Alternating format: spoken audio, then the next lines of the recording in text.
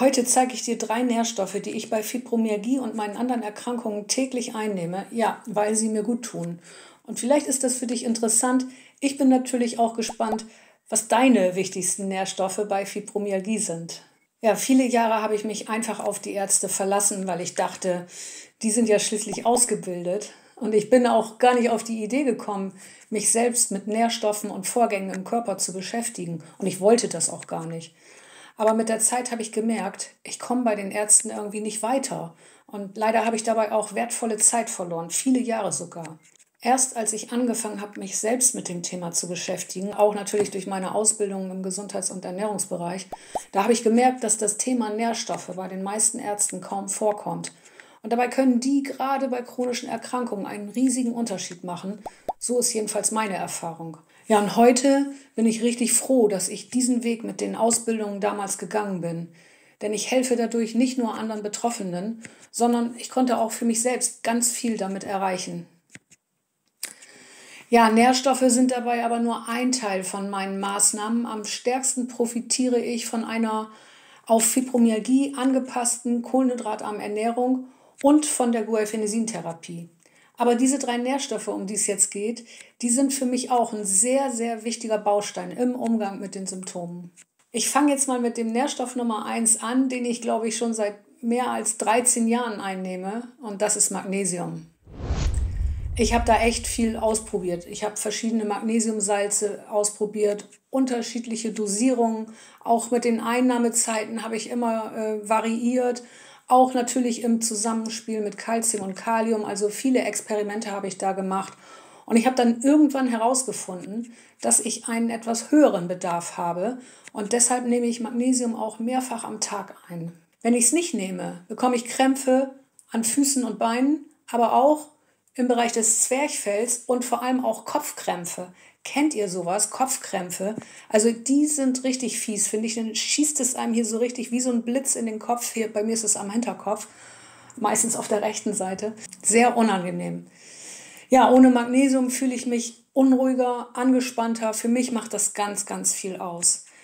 Ja, und die Menge abends zum Beispiel vor dem Schlafengehen, die entscheidet bei mir darüber, wie gut oder schlecht ich schlafe. Das ist tatsächlich so. Spielen natürlich auch andere Faktoren eine Rolle, aber so viel da zum Magnesium. Und ich nehme meist ein Magnesiumcitrat in Pulverform ein, das ich in Wasser auflöse. Das vertrage ich gut. Ich kann da natürlich auch die Menge dosieren, weil es ein Pulver ist. Aber das ist nicht bei jedem so. Also andere Formen habe ich auch getestet, aber bei mir funktioniert Citrat einfach am besten. Für andere geht Citrat gar nicht. Also da gibt es so viele Variationen, das muss man einfach für sich herausfinden.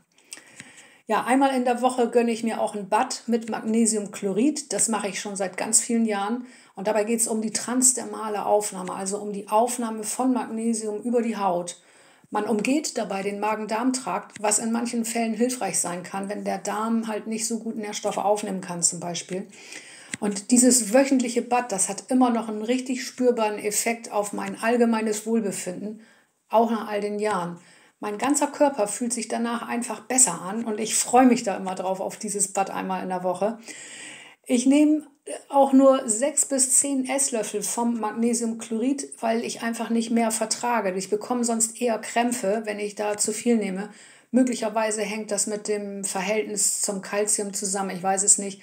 Also das habe ich so für mich rausgefunden. Man braucht nicht, also ich brauchte jedenfalls nicht diese riesigen Mengen, die manchmal irgendwo angegeben werden, so 500 Gramm auf ein Vollbad oder so. Ich habe andere Erfahrungen gemacht. Für mich gehen auch diese kleinen Mengen. Ja, und wenn ich mal das Gefühl habe, dass ich zusätzlich was brauche, so in der Woche oder so, dann nehme ich das Ganze als Spray. Das gibt es ja auch, das nennt man ja Magnesiumöl. Und darauf gehe ich übrigens in diesem Video genauer ein, falls du da mehr wissen möchtest. Ja, früher hatte ich ja einen ziemlich ausgeprägten Magnesiummangel und heute habe ich inzwischen gute Werte. Aber wenn ich es nicht nehme, kommen nach kurzer Zeit trotzdem diese typischen Symptome zurück. Ich bin also quasi irgendwie abhängig vom Magnesium, natürlich im positiven Sinn. Ja, Magnesium ist für mich echt nicht wegzudenken und darum war das auch jetzt mein erster Punkt. Und falls du Produktempfehlungen für Magnesium suchst, dann schau einfach in der Videobeschreibung, dort habe ich ein paar verschiedene aufgelistet. Magnesium ist übrigens auch enorm wichtig für die Aufnahme und Wirkung von Vitamin D und das ist nun mein nächster Nährstoff. Ja, Vitamin D war lange so ein Thema, bei dem ich mich echt auf die Ärzte verlassen habe. Der Wert wurde ab und zu gemessen, war dann auch fast immer zu niedrig. Dann gab es ein Rezept, ich habe Vitamin D für eine Weile genommen und dann ging das Spiel irgendwann von vorne los, wieder Blutwerte messen lassen, wieder im Keller und so weiter. Erst durch meine Ausbildung habe ich verstanden, wie wichtig Vitamin D gerade bei chronischen Erkrankungen sein kann und dass ich mich selbst darum kümmern muss. Und das ist jetzt fast 10 Jahre her. Damals lag mein Zielwert bei rund 80 Nanogramm pro Milliliter. Da gab es ja noch andere Referenzwerte als heute. Die sind ja auch alle schon wieder weiter nach unten korrigiert. Ja, und als ich diese 80 Nanogramm pro Milliliter erreicht habe, da habe ich das auch gespürt. Ich hatte deutlich weniger Muskelschmerzen und mehr Energie. Ja, und seitdem nehme ich Vitamin D an jedem Tag, an dem ich es nicht über die Sonne bilden kann. Also auch im Sommer, wenn ich nicht in der Sonne bin. Das Thema K2 lasse ich hier heute mal außen vor. Das ist ja auch wichtig. Darauf gehe ich irgendwann ein anderes Mal ein. Ja, ich bin davon überzeugt, dass Vitamin D bei mir einen richtig großen Anteil daran hat, dass zum Beispiel meine Sonnenempfindlichkeit verschwunden ist. Ich konnte mich gar nicht mehr in der Sonne aufhalten. Das ist komplett weg. Auch das Muskelzittern, das ich hatte, ist weg. Und vor allem auch, und das finde ich natürlich super, die starke Wetterfühligkeit, die ich damals hatte. Das war ganz schlimm. Und heute reagiere ich überhaupt nicht mehr aufs Wetter. Also so empfinde ich das jedenfalls. Und Infekte habe ich auch nur noch ganz selten. Beweisen lässt sich dieser Zusammenhang natürlich nicht, das ist klar, aber es gibt diese Erfahrungsberichte und ich bin überzeugt davon, dass das bei mir auch, also mir fällt halt nichts anderes ein. Und Vitamin D ist nach meiner Überzeugung ein Thema, mit dem sich wirklich jeder beschäftigen sollte, weil es wichtig ist. Und wenn du dir dabei Unterstützung wünschst oder Fragen hast, dann findest du in der Videobeschreibung Infos zu meiner Vitamin D-Beratung. Ja, und mindestens genauso wichtig finde ich den dritten Nährstoff, nämlich Omega-3. Egal, ob man Fibromyalgie hat oder nicht. Auch auf Omega-3 bin ich erst durch meine Ausbildung zur Omega-3-Fettsäureberaterin so richtig aufmerksam geworden. Und bei meiner ersten Analyse damals hatte ich ähnliche Werte wie viele meiner Klienten heute. Ein ungünstiges Omega-6:3-Verhältnis und zu wenig Omega-3. Als ich dann eine Zeit lang supplementiert habe und meine Werte in den Zielbereich kamen, da habe ich das tatsächlich gespürt. Und zwar an 2 Dingen. Erstens, ich hatte nicht mehr dieses Gefühl, dass mein ganzer Rücken von oben nach unten irgendwie entzündet ist. Das war damals nämlich ganz, ganz schlimm. Ich hatte ganz oft diesen Eindruck, dass mein Rücken entzündet ist. Und zweitens, ich konnte mich wieder besser konzentrieren. Klar, ich verliere auch heute nochmal den Faden, aber ich finde ihn inzwischen wieder und das ist der Unterschied. Und früher war der dann einfach weg, da half auch nichts irgendwie nochmal wieder zurück in den Raum gehen oder sowas. Ich bin einfach nicht klargekommen, das ist viel besser geworden. Ja, ich versuche immer, meine Werte einmal im Jahr überprüfen zu lassen und es wird auch gerade wieder dringend Zeit. Es ist schon ein bisschen länger her als ein Jahr. Und es ist einfach interessant, die Veränderungen zu beobachten, sowohl in den Werten natürlich als auch im Befinden. Wichtig beim Omega-3 ist aus meiner Sicht, dass man das richtige Produkt für den jeweiligen Bedarf findet. Wer wie ich damals einen größeren Mangel an EPA hat, was oft so ist bei den Klienten, die ich habe, dann braucht man auch ein Produkt mit viel EPA. Und entsprechend anders natürlich, wenn der DHA-Mangel größer ist. Und darauf sollte man schauen, egal ob das nun Fisch- oder Algenöl ist, es muss an den Bedarf angepasst sein. Übrigens empfehle ich lieber die Öle als die Kapseln, die werden nämlich besser verwertet.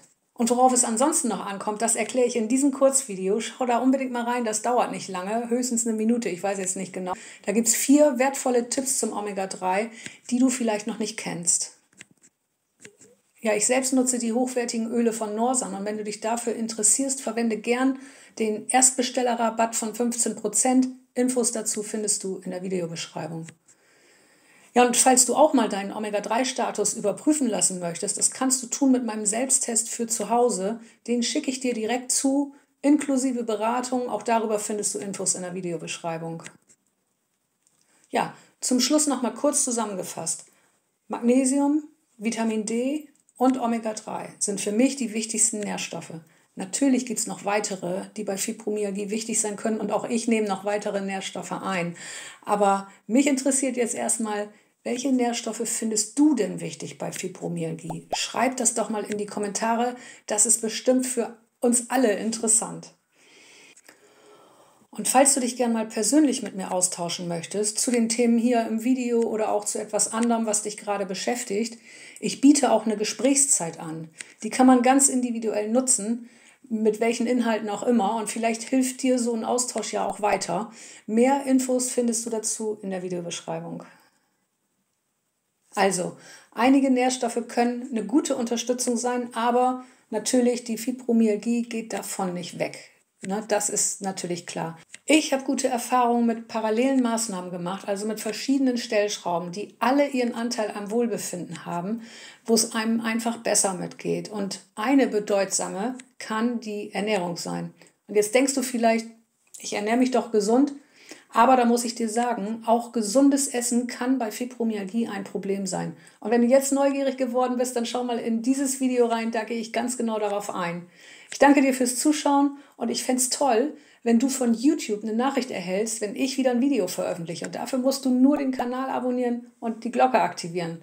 Bis bald im nächsten Video.